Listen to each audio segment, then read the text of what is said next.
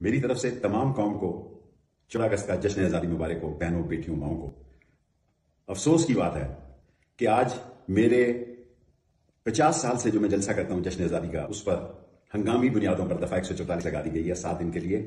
ہمارا سٹیج، ہمارے loud speaker, ہمارے بجلی، ہماری آتش بازی، سارا سامان جو ہے اس کو پولیس نے قبضے میں لے لیا۔ رات انہوں نے میری بہنوں، میرے بھتیجوں، میرے بھائیوں کے گھر میں ریڈ نہیں کیا، ڈکیتی کی، اور وہاں سے تمام قیمتی سامان اٹھا کے اسی طرح لے گئے جس طرح میرے گھر سے اسلام آباد سے 2 دفعہ لے کر گئے۔ ہمارا جرم کیا ہے؟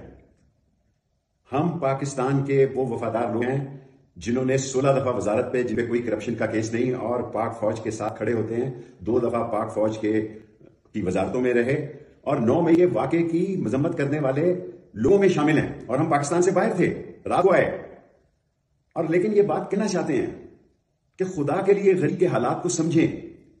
میں انوار اللہ کاکڑ صاحب کو بھی فون کرنے لگا تھا کہ ہمارے ساتھ بڑی زیادتی ہو رہی ہے، لیکن کیونکہ ہمارے جو اہل تشیع حضرات ہیں ان کے ساتھ امام زین العابدین کے دن کی احترام اور حرمت کے لیے ہم نے فیصلہ کیا کہ 11:10 پر ہم نے یہ فنکشن ختم کر دینا ہے۔ آج میرا دل دکھ رہا ہے، دل خون کے آنسو رو رہا ہے کہ آج ہم جشن آزادی نہیں منا رہے اور اس کو منسوخ کر رہے ہیں۔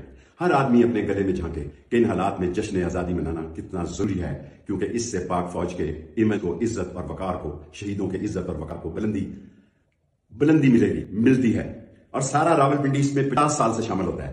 لیکن میں بھاری دل سے آج کے اس جلسے کو ختم کرنے کا اعلان کرتا ہوں، اور کوئی امن و امان کی خلاف ورزی نہ ہو۔ آپ لوگ سب اپنے گھروں میں جائیں۔ اگر زندگی رہی تو اگلا سال اس سے بھی زیادہ جوش، ولولہ، تنتنا، دبدبا، مہما، عزت اور وقار اور جذبہ شہادت سے منائیں گے۔ اگر ہم زندے رہے تو پاکستان کا جھنڈا انشاءاللہ بلند کریں گے۔